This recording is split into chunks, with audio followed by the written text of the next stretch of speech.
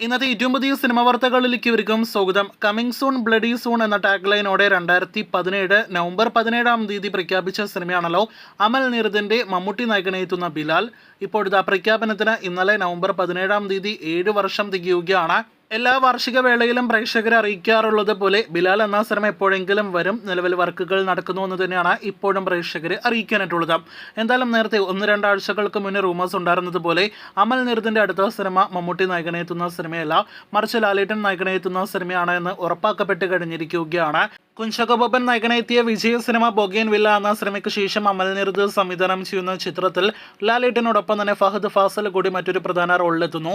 അതും നേരത്തെ പ്രേക്ഷകരെ അറിയിച്ചു കഴിഞ്ഞതാണ്. ഇപ്പോഴത്തെ സിനിമയുടെ പ്രൊഡക്ഷൻ ഹൗസിനെ കുറിച്ചുള്ള അപ്ഡേറ്റ് പുറത്തു വരുമ്പോൾ ചിത്രം നിർമ്മിക്കുക ഒരൊറ്റ പ്രൊഡക്ഷൻ ഹൗസ് അല്ല. ലാലേട്ടന്റെ ആശീർവാദ സിനിമാസും ഫഹദിന്റെ പ്രൊഡക്ഷൻ ഹൗസും കൂടാതെ അമൽ നീരദിന്റെ പ്രൊഡക്ഷൻ കമ്പനിയും ചേർന്ന് 3 പ്രൊഡക്ഷൻ കമ്പനി ചേർന്നായിരിക്കും ആ സിനിമ നിർമ്മിക്കുക എന്ന് ഉറപ്പാക്കപ്പെട്ടിരിക്കുകയാണ്. സാധാരണ അമൽ നീരദ് അദ്ദേഹത്തിന്റെ ഒരു സിനിമ പൂർത്തിയാക്കിയാൽ 1 വർഷത്തെ ഗ്യാപ്പിന് ശേഷം എല്ലാമായിരിക്കും അടുത്ത സിനിമയുടെ ഷൂട്ടിംഗ് ആരംഭിക്കുന്നത് തന്നെയെങ്കിൽ ഈ സിനിമയുടെ ചിത്രീകരണം അടുത്ത വർഷം 2025 പകുതിയോടെ ആരംഭിക്കാനായിട്ടാണ് നിലവിൽ പ്ലാൻ ചെയ്യുന്നത്. ഒഫീഷ്യൽ പ്രഖ്യാപനമൊന്നും തന്നെ നിലവിൽ നാം പ്രതീക്ഷിക്കുന്നില്ല.